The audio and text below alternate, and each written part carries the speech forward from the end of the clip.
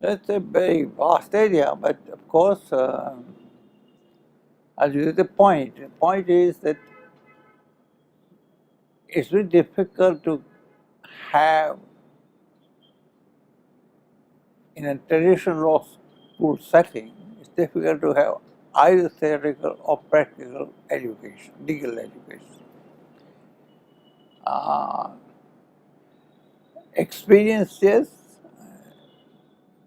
experience has to be understood as series of disappointments with the Constitution and constitutional governance that people face, ways in which human rights have been frustrated, or people feel that their human rights are taken away or not existing, or existing only in the paper.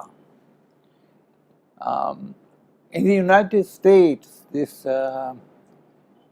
thing was called practical education, has been called clinical legal education.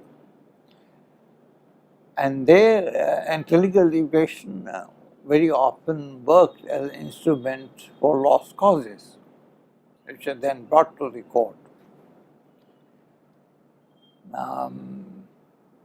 I was in Bangalore and I was discussing with the class, Bangalore National Law School, for a whole week, theory and practice of litigation.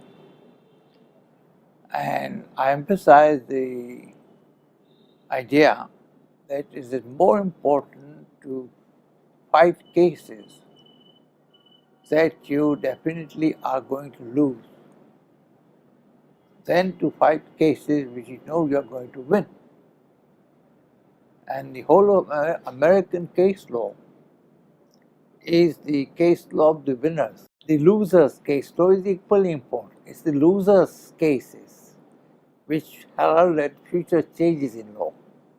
So I'm not, there is a lot of writing on, some writing, not a lot of writing, American clinical legal education, which celebrates the foolish excellence, to use Levinas's words, the foolish excellence of lawyers who, or legal firms, a few in number, who brought cases which going against the grain, and they were never going to win, like abortion, gay rights, civil rights of blacks, environmental causes, the injustices galore, which were not going to be settled in their favor by courts. So they were called foolish lawyers. But the foolish lawyers of yesterday are the spokespersons of tomorrow. So clinical legal education, practical legal education is an instruction in how lawyers think. And I think it's very important to know how lawyers and judges think. We don't know it in India. We law scholars and students and researchers after legislators have spoken, after judges have spoken, and then we make do. So make do with what we have and we give our opinions. But that's easy comparatively. What is difficult is to enter into the minds of lawyers and judges, how lawyers argue.